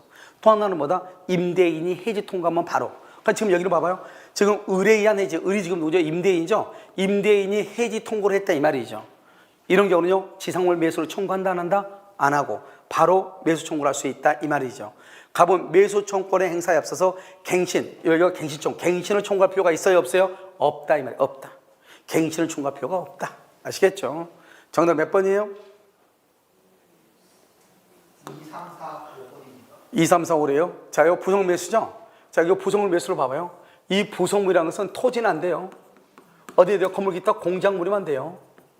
그 다음에 임대차가 뭐를 해야 돼요? 종료가 돼야 돼요. 종료가. 알죠? 그럼 부속물 매수예요. 그 다음에 이때는요, 채무불이행이 방금 있어야 된다고 해서 없어야 된다고 해서 채무불이행이 없어야 돼요. 채무불이행이 없어야 된다. 이 부속물 매수 청구는 편면적 강행 규정이에요. 이 편면적 강행 규정이란 말이 무슨 말이에요? 우리가 원래는 부속물 매수가 포기가 안 되는데 임차인한테 유리하면 포기할 수 있다는 거예요. 임차인한테 유리하면 포기할 수 있다는 거예요. 알겠죠? 예를 들어서 뭐 차임을 현저하게 저렴하게 해줬다거나 이런 말이 있으면 유리하면. 자, 여기요. 반드시 임대차가 뭐가 돼야 된다고 그랬어요? 종료가 돼야 된다고 그랬죠? 종료되기 전이죠. 전이면 부속물 매수 안 돼요. 종료한 후에 해야 돼요. 두 번째요. 여기 보면 항상 우리는 어떻게 해요? 자, 재밌는 말이 이거예요. 우리가요, 여기 보면 임대인의 동의를 얻어서 설치해야 돼요. 부속을 하든지 또는요, 임대인으로부터 매수해야 돼요. 매수. 그러니까 여기서 중요한 것은 반드시 동의를 얻어서 부속해야 돼. 임대인 동의를 받아서 동의해야 돼. 전차인도 마찬가지. 전차인은 임대인의 동의를 얻어서 부속을 했든지 임대인한테 매수를 했든지 임대인의 동의를 얻어서 임차인한테 매수를 했든지 이렇게. 원래는 누구한테 매수해야 된다? 임대인에게 매수해야 된다 이 말이죠. 근데 부속은 반드시 누구의 동의를 받아야 된다? 누구의 동의? 임대인의 동의를 받아서 부속을 해야 돼. 부속은.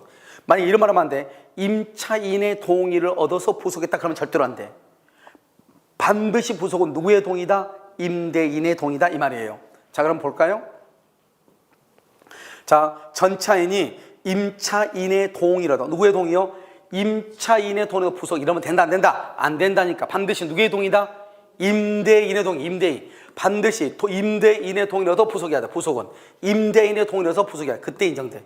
임차인의 동의는 안 되는 거야. 알겠죠? 근데 임차인으로부터 매수한 건 돼. 근데 매수하려면 누구의 동의가 있어야 돼? 그 전제로 임대인의 동의가 있어야 돼. 건물 임차인이 자신의 비용으로 중축이죠.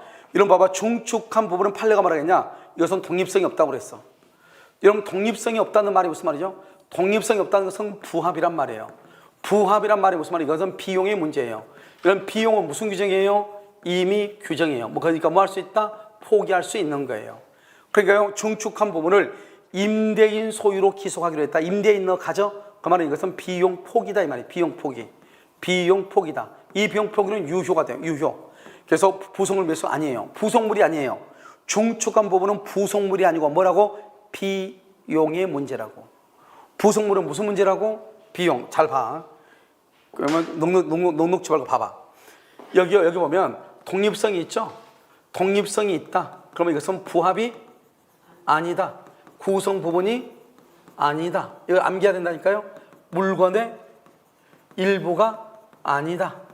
그러면 이것은 물건의 뭐가 된다? 거래의 물건의 객체가 된다.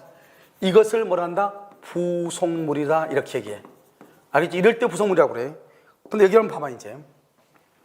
독립성이 없다. 독립성이 없다. 그럼 뭐다? 부합이다. 부합은 뭐다? 벽지죠. 구성 부분이다. 그 다음에 이거다 물건의 뭐다? 물건의 일부다. 이거는 물건의 객체 사고 팔고 할 수 있다 없다? 이건 벽지만 우리 사고 팔고 할 수 있어 없어? 벽에 붙어 있는 벽지 집 사러 왔더니 나 집 좀 살았는데 그러면 저 벽지 꼴 보고 있으니까 저것만 사가시오. 돼? 안 돼? 안 되죠. 안 되죠. 그러니까 이거 뭐다? 이건 비용의 문제다. 비용의 문제다. 이 말이 아니에요 지금. 이걸 가지고 이걸 봐야 된다고. 이때 판례가 중축한 부분은 판례가 뭐라냐? 판례가 중축한 부분은 부합이다. 이렇게 얘기했다. 부합이다. 중축한 부분은. 그럼 여기 부합이면 무슨 문제이다? 비용의 문제지 부속물의 문제가 아니다. 이 말이에요 지금. 그러니까 부속물 매수 청구를 행사할 수 없는 거예요. 부합이니까. 부속물이 되려면 부합이 아니어야 되는 거잖아요. 알겠죠 지금? 자, 그럼 4번은요. 임대차 계약이 채무불이행. 채무불이행 그러면 두 가지가 안 된다고 그랬죠. 뭐가 안 된다? 부속물 매수, 지상물 매수가 인정되지 아니한다. 맞는 말이죠. 그 다음에 5번은요. 오로지 임차인의 특수목적. 여러분 오로지 임차인의 특수목적 이게 뭐냐면 사진관 있죠. 사진관에다가 사진관 영업시설이에요. 여러분 사진관 영업시설이 뭐죠? 조명시설이죠. 여러분 조명시설 같은 것은 누구나 상가 누구나 상가를 얻으면 조명시설을 쓸 수 있나요? 이 사람 외에는 쓸 사람이 있어 없어? 없죠. 이것은 부속물이 아닌 거예요. 이 사람한테만 필요하니까 아니다 이 말이죠. 알겠죠? 그것은 대상이 되지 않는다. 맞는 말이죠? 정답 몇 번이에요? 자 이제요. 여러분요 이제 특별법이에요. 특별법 보시면 자 갑이 그 소유 X주택에 거주하려는 을과 존속기간 1년에 봐봐. 지금 여기 주택이에요. 주택인데 지금 몇 년을 했죠? 1년이란 말이 중요해. 주택인데 1년이야. 우리가 주택 임차는 최소한 몇 년을 보장해야죠? 2년이죠. 그러면 2년 미만이라든가 또는 기간이 정함이 없을 때는 몇 년으로 본다? 2년으로 보는데 임차인은 어떻게 알 수 있죠? 만약에 1년이다. 만약에 1년이다. 그럼 임차인은 몇 년을 주장할 수 있죠? 1년을 주장할 수 있고 2년을 주장할 수 있고 임대는 몇 년을 주장해야 돼? 임대는 선택권이 없는 거예요. 임차인이 선택하는 대로 따라가는 거예요. 그러니까 내가 만약에 1년을 계약했잖아요. 임차인이 1년 살다 나갈 수도 있고 2년 살다 나갈 수도 있는 거예요. 임대는 너 2년 살아라. 안 되는 것이에요. 갑이나 을은 2년을 주장한다? 아니에요. 누구만 주장한다? 누가? 그 소유 주택에 거주하려는 을과 그랬죠? 그랬으니까 을이 임차인이죠? 을은 2년을 주장할 수 있죠. 갑은 주장을 못해요. 을은 1년에 주장을 1년, 을은 1년을 주장할 수 있죠. 을은 임차인은. 을이 2기의 참여에 따라 차임을 연체하죠? 이러면 2번 차임을 연체하면 법정갱신 인정 안 돼. 묵시적갱신이 뭐예요? 법정갱신이죠? 법정갱신 인정 안 돼요. 이건 상가에는 없어. 상가에는 이 규정이 주택에만 있어요. 4번 임대차 계약이 묵시적으로 갱신되죠? 을은 언제든지 갑에게 계약 해지를 통지할 수 있어요. 언제든지. 을은 언제든지 임차인은. 묵시적으로 갱신되면 몇 년 살아야죠? 2년이죠? 그런데 반드시 2년을 살아야 되냐? 그렇지 않고 언제든지 해지를 통지하고 임대인한테 도달한 날부터 몇 개월이 지나면 3개월이 지나면 임대차가 종료가 되는 거예요. 그러니까 계약이 갱신됐다고 해서 무조건 이 사람은 2년간 살아야 되는 것이 아니고 묵시적 갱신되면 언제든지 나간다고 할 수 있다 이 말이죠. 그래서 몇 개월이 지나면 몇 개월이 지나면 3개월이 지나면 종료되는 거예요. 5번 전속기간을 1년으로 약정을 했죠. 의뢰 계약 갱신 요건이 인정되지 않는다. 틀렸어요. 전속기간 1년이죠. 1년을 몇 년을 본다? 2년으로 보죠. 그러니까 2년을 보니까 봐봐. 90년 1월 1일이다. 그래서 1년으로 했어. 91년 1월 1일로. 91년 1월 1일로. 그런데 몇 년까지 살 수 있다? 92년 1월 1일까지 살 수 있죠. 그럼 92년 1월 1일이 되기 전에 6개월에서 2개월 사이에 갱신을 요구해. 갱신 요건은 1회에 한해 생산돼. 1회에 한 번은 행사를 해. 그럼 다시 2년을 사면 언제까지다? 94년 1월 1일까지 살 수 있다 이 말이죠. 그럼 94년 1월 1일까지 하면 이제 더 이상 갱신 청구 못 하죠. 그런데 이전에 임대인이 끝나기 6개월에서 2개월 사이에 무슨 말을 해야 돼? 나가라고. 임대인이. 그런데 임차인은 나가라면 어떡하지 하고 숨어 있는데 임대인이 아무 말 안 해. 그러면 다시 법정갱신 되죠. 법정갱신되면 다시 몇 년을 살 수 있다? 다시 또 2년을 살 수 있는 거예요. 알죠? 이렇게 사도록 가는 거예요. 계속. 알겠죠? 그래서 1년이어도 갱신 요건이 인정이 된다 이 말이에요. 인정되지 않는다 틀렸어. 알겠죠? 제7번이랑 상가죠. 임대차 계약을 체결하려는 자. 체결하는 자가 먼저 신규 임차인이죠. 신규 임차인은 임대인의 동의를 얻어서 정보 제공을 요구해요. 그런데 이해관계 있는 자는 이해관계 있는 자 누구죠? 있는 자 누구죠? 현재 임차인이죠. 현 임차인이죠. 현 임차인은요 직접 행사를 했어요. 직접 요구할 수 있어요. 어디 가가지고요? 주민자치센터에 가가지고. 2번요. 임차인이 임차한 건물을 경과실로 파손하죠. 그러면 뭐 한다? 갱신을 요구할 수 있어요. 갱신 요구권이 인정이 돼요. 갱신 요건이 인정이 되면 권리금 회수 기회를 보장할 필요가 있어요. 그런데 만약에 고의나 중대한 과실, 중과실로 파손하죠. 파손하면은 이때는요 갱신 요구 안 돼요. 갱신 요구도 안 되고 권리금도 보호가 안 돼요. 권리금도 보호 안 되고 다 안 돼. 그러니까요 우리가요 갱신 요구권이 인정이 되면은 권리금도 인정되고 갱신 요구권이 인정되지 않으면 권리금도 보호가 안 되는 거예요. 경과실로 파손한 경우는 어떻게 돼요? 갱신을 요구할 수 있거든. 그러면 권리금도 보호가 되는 거예요. 3번은요. 임차인은 임대인에게 계약 갱신을 요구할 수 있으나 갱신을 청구한 때부터 10년을 초과하지만 갱신을 청구한 때가 아니에요. 최초 계약 시, 최초 인도 시부터, 최초 계약할 때부터 합해서 10년을 초과하지 못하는 거예요. 갱신을 청구할 때가 아니고. 4번은요. 임대차가 종료한 후 보증금이 반환되지 않는 때는 임차인은 임대인의 주소지를 관한 아니에요. 임대인의 주소지가 아니고 건물 소재지 지방법원, 소재지를 관할하는 지방법원에 임차권 등기 명령을 신청할 수 있어요. 여기 봐봐. 종료한 후 1번 보증금이 반환되지 않는다. 2번 그다음에 건물 소재지 지방법원 3번 이렇게 가는 거예요. 무슨 말인지 알겠죠? 여기요 임대인의 주소지 그러면 안 돼. 갱신을 청구할 때 그러면 안 돼. 최초 인도 시부터 최초 인도받아서 계약에서 인도받을 때부터 이렇게. 아시겠죠? 자, 틀린 건 몇 번이에요? 옳은 것이네요. 옳은 것은요 1번 옳고요. 그 다음에 2번 옳고. 알겠죠? 그 다음에 5번은요 임대차 계약이 묵시적으로는 법정갱신 됐죠? 임차인은 계약 해지의 통고가 있고 6개월이 지나면 틀렸어요. 임차인은 언제든지 계약 해지를 통고할 수 있죠? 몇 개월이라고 그랬어 아까? 주택하고 임대는 주택하고 상가는 3개월이에요. 3개월. 6개월은 전세권이에요. 전세권이 법정갱신되면 전속기간은 정함이 없는 것으로 봐. 몇 개월이 지나면 6개월이 지나면 소멸해. 그런데 주택과 상가는 몇 개월이에요? 3개월이다 이 말이죠. 헷갈리면 안 돼. 아시겠죠? 틀렸죠? 자, 가등기 담보죠. 우리가 이제 가등기 담보인지 아닌지 이것은 당사자의 의사에 따라서 해석한다 이랬죠. 뭐냐면 봐봐요. 우리는요 가등기를 했는데 아무 말이 없으면 너 왜 가등기 했는지 왜 너 왜 가등기 했어 이렇게 물어보잖아요.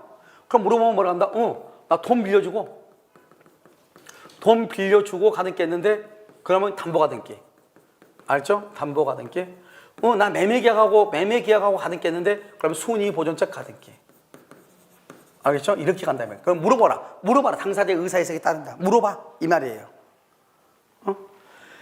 채권자가 담보권 실행할 때, 이거 몇 번 얘기했죠? 청산금이 없으면 없다고 뭐를 해야 돼요? 통지해야 돼. 청산금이 없다? 그럼 그 뜻을 통지해야 돼. 아주 중요하죠? 한 번 통지하면 더 이상 뭐 할 수 없다? 통지하면 더 이상 뭐 할 수 없다? 더 이상 다툴 수 없다.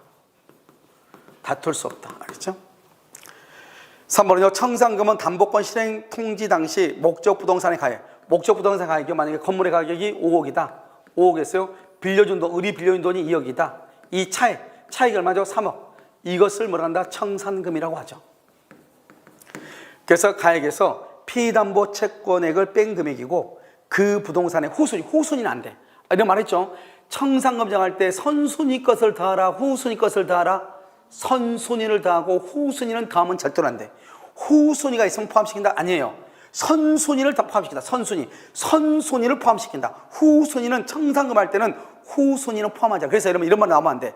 청산금을 정할 때 당의 목적물에 존재하는 모든 채권액을 공제한다. 그러면 돼? 안 돼? 안 돼. 모든이 아니고 뭐를 공제한다? 선순위 것을 포함해서 공제해. 선순위. 어디는 포함하면 안 된다? 후순위는 포함하면 안 된다. 이 말이에요. 알겠죠? 후순위는 포함하면 안 된다. 이렇게. 4번 통지한 청산금액이 객관적으로 정확하게 계산된 액수와 맞지 않으면 채권자는 정확하게 계산한 금액을 다시 통지한다. 이런 말 있죠. 우리가 한번 통지하면 더 이상 다툴 수 없다. 이렇게 얘기했죠. 그래서 우리는 어떻게 통지한다? 청산금 어떻게 통지해요? 청산금은 주관적 평가를 해. 주관적으로 평가를 하고요. 그 다음에 여기가 객관적 가치에 미달하더라도 청산 절차는 진행된다. 이렇게. 객관적 가치 미달되더라도 다시 통지할 필요가 없어요. 우리가 청산금 통지하죠. 더 이상 뭐 할 수 없다. 통지는 더 이상 다툴 수 없다. 이렇게 얘기했죠. 자, 그 다음에 5번 채권자가 채무자에게 담보권 실행을 통지하고 청산 절차가 종료한 후부터는 여러분 봐봐. 여기 이제 뭐가 중요하냐면 여기요. 이렇게 갑이 있죠. 갑이요. 이게 건물이 5억짜리예요. 5억짜리를 을한테요. 2억을 빌려요. 2억. 이걸 소비대차죠. 소비대차 2억을 빌리고 을 앞으로 등기를 해줘. 등기. 지금 누가 소유자예요? 누가 소유자다? 갑이다, 을이다? 이게 중요해. 소유자는 누구냐? 말했잖아요. 여러분요. 등기했다고 해서 무조건 소유자가 되는 게 아니라고. 등기해서 소유자가 된 건 세 가지밖에 없다고 105번 얘기했어. 매매하고, 교환계약하고, 증여하고. 이 세 가지의 경우만 등기했을 때 소유권이 변동이 되는 거예요. 여기 지금 돈 빌리고 소비대차잖아요. 소비대차고 등기하죠. 이 사람은 소유자가 아닌 거예요. 그럼 누가 소유자다? 갑이 소유자인 거예요. 그러니까 이 사람은 그럼 뭐라고 그래? 등기했는데 돈 빌려주고 이것을 뭐란다? 양도담보권자. 다른 말로 저당권자가 똑같아. 이 사람은 뭐라 한다? 양도담보 뭐라고 한다? 설정자라고 얘기하는 거야. 양도담보 설정자. 이 사람은요, 양도담보권자 이렇게 얘기해. 알겠죠? 이 사람은 양도담보권자 이렇게 하고 이 사람은 양도담보 설정자 이렇게 얘기한다고. 알겠죠? 그러면 이 사람은 어떻게 한다? 이 사람이요, 이 갑이라는 사람이 소유자니까 목적물을 점유해서 사용하고 수익하는 거예요. 그래서 이 사람은 뭐란다? 과실을 수취하는 거예요. 과실을 수취해. 과실 수취권이 있다 이런 말이죠. 과실을 수취하는 거예요. 알겠죠? 이 사람이 과실을 수취한다 이 말이에요. 그런데 여기서 봐봐요. 청산 절차가 종료했단 말이 무슨 말이에요? 그러면요, 이 건물은 5억이고 2억이죠? 5억에서 2억 빼면 얼마예요? 3억이죠? 3억 원을 을이 갑한테 주고 을이 이제 물건을 넘겨받았다 이 말이죠. 이제 청산 절차가 종료했단 말은 그러면 이제 을이 지금 소유자다 이 말이죠. 그럼 이제는 과실을 누가 받아먹어요? 을이 받아먹죠? 그래서 과실수권은 채권자에게 귀속하는 거예요. 그러니까요, 청산 절차가 종료되기 그러면 전까지는 어디요? 봐봐. 청산 절차가 종료되는 거죠? 종료되기 전까지는 누가요? 채무자. 다른 말로 양도담보 설정자가 과실을 수취하고. 알겠죠? 그러니까 청산 종료한 후부터는 누가요? 채권자가 과실을 수취한다. 이런 말이에요, 지금. 여러분 좀 이해가 됐나요? 알겠죠? 청산 절차가 종료했느냐, 안 했느냐. 이걸 가지고 따지는 거예요. 됐죠? 아주 간단하죠? 자요, 79번이죠? 집합 건물이죠? 1번 구분 소유자 중 일부가 공용 부분의 일부를 아무런 권리 없이 점유로 사용하는 경우 특별한 사항이 없는 한 다른 구분 소유자들에게, 여러분요 우리가요 공용 부분이라고 그랬죠? 이거 이제 책으로 나왔다. 아까 우리 한번 봤었는데 이 공용 부분은 뭐다? 어떻게 따른다? 어떻게 사용한다? 용도에 따라. 용도에 따라 사용한다. 물권병할 때 등기한다 안 한다? 등기 별도로 안 한다. 그 다음에 전유 부분하고 분리 처분할 수 있다 없다? 전유 부분과 분리 처분이 된다 안 된다? 안 된다. 그 다음에 이 공용 부분은 공유물 분할이 된다 안 된다? 공유물 분할이 돼야 안 돼. 아파트 복도 계단 아파트 복도 계단 엘리베이터 분할돼야 안 돼요? 안 되죠. 이런 복도에다가요 놔두면 뭐한다? 손해를 보상해야 돼. 손해를 보상해야 된다 이 말이죠. 알겠죠? 손해를 보상해야 돼. 그러니까요 공용 부분의 일부를 권한 없이 점유 사용하죠. 손해가 발생한다 이 말. 손해가 발생한다. 그러니까 이런 봐봐요. 아파트 같은 경우 그러니까 여러분요 혹시 그 아파트가요 복도식 아파트 있어 없어? 있죠. 거기 보면은 복도에다가 뭐죠? 장독도 하나 갖다 놓고 그 다음에 뭐 거기다가 뭐죠? 그 자전거도 갖다 놓고 막 이러죠. 그러면 된다 안 된다? 안 돼요. 그러면 그건 손해를 보상해야 되는 거예요. 알겠죠? 자, 공용 부분의 득실 변경은 득실 변경. 등기를 요한다, 요하지 않는다? 등기를 요하지 않는다. 그러니까 취득시효가 돼야 안 돼. 그러니까 취득시효가 안 되는 거예요. 그래 취득시효가 안 돼. 뭐를 안 하니까 등기를 안 하니까 안 되는 거예요. 취득시효는 아까 뭐를 해야 돼요? 등기를 해야 되는 거잖아요.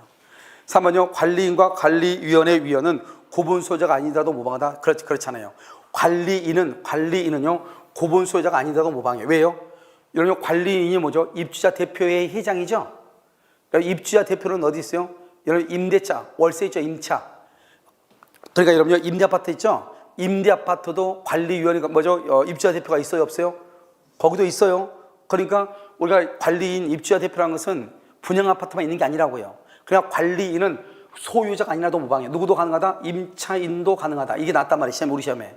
그런데 관리위원회 위원은 관리위원회를 뭐 한 것이냐? 아파트 관리소장, 아니야, 관리소장이 된다. 입주자 대표의 회장 있죠? 이 관리인이 누구냐면 입주자 대표회의 회장이거든요. 그 회장의 비리를 관리 감독하는 사람이에요. 그러니까 이 사람도 누가 해야 돼요? 반드시 누가 해야 돼요? 구분 소유자가 해야죠. 구분 소유자가. 이 사람은, 위원은. 알겠죠? 구분 소유. 그러니까요, 임대 아파트에서는 관리위원회라는 것이 관리위원회가 있겠어, 없겠어? 없다, 이 말이죠. 알겠죠? 분양 아파트만 있다. 이런 말이에요. 그 다음에 4번. 집합 건물의 구분 소유권은 원칙적으로 건물 전체가 완성되어 당해 건물에 관한 건축물 대장에 등록된 시점에 그렇잖아요. 여러분, 우리 봐봐요. 갑이라는 사람이 만약에 건물을 신축하죠. 신축하면 어떻게 돼요? 신축하면 기둥하고 지붕하고 주된 벽이 있죠? 주된 벽이 만들어지면 이것은 건물이죠? 이건 건물이죠? 이 건물을 무슨 취득한다고 그래? 원시 취득한다고 그래요. 지금 등기했어, 안 했어요? 등기 없이도 원시 취득했다고 그래. 알겠죠? 그럼 잘 봐봐요. 우리가 아파트죠, 아파트. 아파트도 내면 어때요? 우리나라는 예구하고 달라가지고 선부장이에요, 후부장이에요? 지금요, 후부장 하는 데가 한 군데 있어. 저기 그 상도동 있죠? 서울시 동작구 상도동에 보면 그 아파트 대우 프리존가 그런데 아파트 있다가 문제가 생겨가지고요, 후부장으로 바꿨어요. 그래서 지금 자기네들이 건물 짓고 있어요. 알겠죠? 그런데 그것 빼고는 우리나라는 다 선부장이죠. 선부장이라는 말이 뭐예요? 내 돈 주고 건물 짓는다 이 말이죠. 그래서 판례가 말하겠냐? 아파트 건물이 구조상, 이용상 독립성이 있다. 독립성이 있고 구분 소유 의사, 구분행위죠. 구분행위가 객관적으로 표시되면은 대장에 등록되기 전이라도 등기 전이라도 구분 소유권이 인정된다 이렇게 얘기했어. 똑같죠? 뭐가 똑같아요? 그냥 건물 지은 거 똑같잖아요. 아니 그냥 단독 건물은 내가 건물 지으면은 등기 안 해도 지붕, 기둥, 그 다음에 벽하고 기둥하고 지붕가 있으면 내가 원시 취득한다 해놓고 아파트도 내 돈 주고 다 지었는데 등기를 해야만이 소유자다 말이 안 되잖아요. 그러니까 아파트도 마찬가지다 이 말이에요. 독립성이 있고 즉 기둥, 지붕, 주벽이 있고 그 다음에 구분 행위가 대외적으로 표시가 되면은 건축물 대장에 등록이 없더라도 등기부에 등기가 없더라도 소유권을 취득한 것으로 본다 이런 말이에요. 여러분 지금 이해되셨나요? 그래서 등록된 시점에 성립하는 것이 아니고 독립성이 있고 구분행위가 있으면 그때 성립하는 거예요. 등록된 시점이 아니고. 알겠죠? 자, 재건축 결의에 참가, 재건축은 어디죠? 재건축 참가 결의 5분의 4죠? 5분의 4. 서면으로 촉구를 받은 재건축 반대자가 법정 기간이 언제냐면 2개월이에요. 2개월 기간 안에 아무런 회답을 하지 않으면 참가다, 참가 거절이다. 참가 거절이다. 참가 거절. 참가 거절한 것으로 본다. 알겠죠? 참가 거절 이렇게. 됐죠? 자, 마지막 이제 실용법이죠. X 부동산을 매수하고자 하는 갑은 그랬죠. 을과 명의상. 우리는요. 자, 을과 명의상 약정을 했는데요. 명의상은요. 봐봐. 8조에 보면 부부간, 종중간 이런 것은 유효인데 무조건 명의상은 무조건 무효예요. 그 외에는 무효면 해지할 수 있어요, 없어요? 없어요. 을 명의로 소유권 이전 등기를 하기로 했다. 그러면 갑이 신탁자고 을이 수탁자네요. 그 갑은 병에서 부동산을 매서 병이 그럼 매도인이네요. 그럼 이렇게 되죠. 병이 매도인이고 갑이 매수인이고 그다음에 을이요 수탁자죠. 이 사람은 매도인이죠. 매도인, 매수인이죠. 매수인인데 자기는 등기를 안 해. 등기를 안 하고 자기가 신탁자가 되죠. 이 사람이 수탁자죠. 그래가지고 어떻게 한다? 갑한테 부탁을 해. 병한테 부탁해서 을 앞으로 등기하죠. 그럼요, 갑하고 을하고 명의신탁은 유효예요, 무효예요? 무효이죠. 해지할 수 있어요, 없어요? 없죠. 그러니까 이 등기도 무효가 되죠. 무효. 그러니까 이 사람은 소유자도 아니다? 아니죠. 그러면 병에게 소유권이 복귀가 되는 거예요. 알겠죠? 그런데 이 을이 이것을 제3자 정한테 처분한 정한테 그럼 정은 뭘 분문하고 선악불문하고 소유자인데 여기서 만약에 적극가담했다. 적극가담 그러면 유효이다, 무효이다, 무효이다. 그 다음에요, 이 갑하고 을하고 계약은 유효예요, 무효예요? 갑하고 병하고 계약은 유효죠. 계약은 유효니까 갑은 병한테 등기를 자기 앞으로 청구할 수 있는 거예요. 이걸 중간 생략이잖아, 간단히. 그러니까 항상 여러분요, 명의신탁은 항상 여러분 어떻게 해야 돼요? 명의상은 항상 머릿속에 이것을 딱 담고 있어야 된다니까요. 무슨 말인지 알겠죠? 명의상은. 그러니까요, 갑하고 을하고 명의상 약정은 무효이고요. 무효이고 해지할 수 있어요, 없어요? 해지할 수 없다 이 말이죠. 갑은 을을 상대로 부당이득 발행, 소유권 이전 등기가 안 되죠. 왜요? 갑하고 을하고 명의상 약정이 무효니까요, 이전 등기를 청구할 수 없어요. 그럼 어떻게 해야 돼요? 등기가 누가 앞으로 되어 있는 거예요? 등기가 1번 병에서요, 2번 지금 을로 되어 있잖아요. 그럼 을의 등기가 무효니까 이 등기를 말소하고 다시 3번으로 병으로 등기했죠? 그럼 이 병에서 다시 누가 앞으로? 갑 앞으로 이렇게 등기를 해줘야 되는 거예요. 이렇게. 아시겠죠? 그러니까 지금 이전 등기를 구할 수가 없어요. 왜요? 갑은요, 소유자가 아니니까. 그 다음에 2번요, 갑은 병을 상대로. 이건 되지. 왜요? 갑하고 병하고 계약 자체는 유효예요, 무효예요? 계약은 유효잖아요. 유효니까 등기를 청구할 수 있는 거예요. 지금 여기는요, 갑은 지금 소유자도 아니다. 갑은 소유자가 아니잖아요. 이전 등기를 청구를 못 하는 거예요. 4번요, 갑은 어떻게, 갑은 지금 현재 소유자라겠어? 아니라고 그랬어? 아니죠. 아니니까 내가 직접 말소를 구할 수가 없어요. 직접. 누구를 대해서? 병을 뭘 해서? 대위에서 말소 청구하고요. 만약에요, 병은 직접 말소를 청구해요. 왜요? 병은 누구니까요? 소유자. 그럼 병은 직접 말소를 청구해요. 병은 직접 말소를 청구할 수 있는데요, 누구는 안 되는 거예요? 갑은 안 돼. 갑은 현재 소유자도 아니니까 안 되는 거예요. 그러니까 중간 생략이란 말이에요. 아무것도 아니란 말이죠. 알겠죠? 그림에 딱 그럴 줄 알면 돼요. 끝이에요. 5번요, 갑과 을 간의 명의상 약정이 있는 사실을 알고 있죠? 알고 있으면 악이에요. 악의 정의죠. 정은 제3자죠. 제3자는요, 등기를 마치면 무조건 소유권을 취득해. 뭐를 불문하고? 선악을 불문하고. 무슨 말이 있으면 안 된다 했죠? 소유권 취득하지 못한다. 틀렸어요. 어떤 경우 안 되죠? 적극가담이 있으면 무효이지만 지금 여기가 그냥 단순히 알고 있다 그랬잖아요. 그러면 정은 뭐를 불문하고? 선악을 불문하고 소유권을 취득하는 거예요. 뭐를 불문하고? 선악을 불문하고 소유권을 취득하는 거예요. 지금 무슨 말인지 지금 아시겠죠? 간단하다 이 말이죠. 명의상은요, 우리가 명의상은 여러분 생각을 해봐. 명의상은 민법에서 한 문제나 두 문제가 나와. 중개사법에서 한 문제나 두 문제가 나와. 그러니까 명의상은 양도 적은데 문제는 되게 많이 나오는 거예요. 무슨 말이겠죠? 지금 명의상이요, 지금 3년째 지금 한 문제 나왔단 말이죠. 그러니까 올해 지금 두 문제가 나올 가능성이 있어요. 원래는 명의상이 한 번 두 문제 나오면 주택임대차하고 두 문제 나오고 이렇게 번갈아서 나왔는데 지금 계속 주택임대차하고 두 문제 났단 말이죠. 알겠죠? 그러니까 명의상을요, 준비를 잘 해야 돼. 아시겠죠? 지금도 지금 명의상 한 문제밖에 안 나왔잖아요. 그래서 여러분요, 여기까지 하고요, 잠깐 쉬도록 그렇게 하겠습니다. 알겠죠?